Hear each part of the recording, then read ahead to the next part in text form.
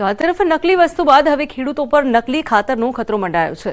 ગીર સોમનાથના મિતિયાજ ગામના ખેડૂતોએ ડુપ્લિકેટ ખાતરના કારણે મુશ્કેલીમાં મુકાયા છે। ઉના તળ ગામે કિસાન એગ્રોમાંથી ખરીદેલ ખાતર નકલી હોવાનો ખેડૂતોનો આક્ષેપ છે।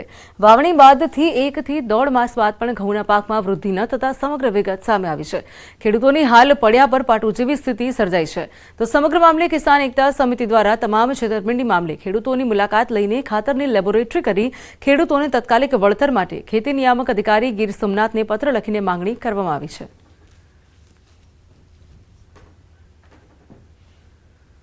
ઉના તાલુકાના તળ ગામના કિસાન એગ્રોમાંથી અને આ ખાતર ડુપ્લિકેટ છે ને જે અમે પોતાનું ગામમાંથી ખાતર લાવેલું છે એ પણ અલગ છે પ્લોટ, એ બહુ વ્યવસ્થિત પ્લોટ છે। અને આ ખાતર તમે જોઈ લો ને તમે ઘઉં જોઈ લો, અત્યારે આ નીંગલવાની અણી આવી ગયા, આ 1.5 મહિનાના ઘઉં થઈ ગયા, તો હજી આમાં કોઈ ફેરફાર નથી દેખાતો। જ્યારે વાવણીનો સમય હતો ઘઉંની, ત્યારે ખેડૂતોને બહુ અસર હતી ડીએપી ખાતરની। ત્યારે ડીએપી ખાતરનું એક બાસ્કુય મળતું, ત્યારે બાજુના ઉના તાલુકાના તળ ગામેથી એગ્રો છે ત્યાંથી ખેડૂતોએ ખરીદી કરી અને લાવ્યા અને વાવણી કરી અને પછી 1.5 મહિના પછી માલુમ પડ્યું કે આ ખાતર ડુપ્લિકેટ છે। આ ડુપ્લિકેટ ખાતરમાં હેરાન થઈ ગયા।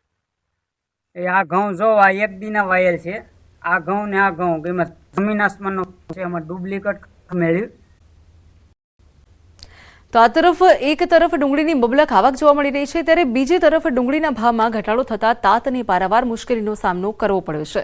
ત્યારે ગોંડલ માર્કેટયાર્ડમાં વહેલી સવારથી ડુંગળી અત્યાર સુધી 1.5 લાખ કટ્ટા ડુંગળીની આવક થઈ છે, પરંતુ ડુંગળીના ભાવ દિવસે ને દિવસે તળિયે થઈ રહ્યા છે। તો ગત શુક્રવારે ખેડૂતોને ડુંગળીના પ્રતિ 20 કિલોએ ₹450 સુધી ભાવ મળ્યા હતા, ત્યારે હરાજીમાં ડુંગળીના 100 થી 300 રૂપિયા જ હોવાનું સામે આવ્યું। તો ખેડૂતોને 100 થી 150 રૂપિયા ઓછા મળતા તાતની માથે સંકટ ઘેરાયું છે। માર્કેટિંગ યાર્ડના ચેરમેનથી લઈને કમિશન એજન્ટ તેમજ વેપારીઓ અને ખેડૂતો પણ હાલ વહેલી તકે નિકાસ શરૂ કરવામાં આવે તેવી માંગ કરી રહ્યા છે। 90,000 કે લાખ કટ્ટા સુધી અહીંયા આવક થયેલ છે અને જે આપણે નાફેડ દ્વારા પણ ખરીદીને અત્યારે કોઈ માણસો ડોકાતા નથી, એના હિસાબે ભાવમાં શુક્રવાર કરતાં પણ મને 150 રૂપિયા જેવો ભાવ ઓછો ચાલે છે। અને આજે સુપર ક્વોલિટી જે શુક્રવારે 351 સુધી વેચાતી હતી, આજે એના ભાવ 251 કે 200 થી 251 જેવા થઈ ગયા છે। ગોંડલ માર્કેટયાર્ડમાં પુષ્કળ આવક છે, 1 લાખ થી 1.25 લાખ કટ્ટા છે અને ખેડૂતોની જે સરકાર વાત કરે છે કે બમણા ભાવ કરવાના છે 24માં, એને બદલે જે ડુંગળી 850 રૂપિયામાં વેચાતી હતી એ ડુંગળી આજે 250 રૂપિયામાં વેચાય છે। તો આમાં ખેડૂતોની આવક કેવી રીતની બમણી ગણવી? 61 કટ્ટા છે અને ભાવ તો 100 રૂપિયા જ મળ્યો, આ 100 રૂપિયા કટ્ટે ડીટાવણ થાય છે। શું આપની માંગ શું છે?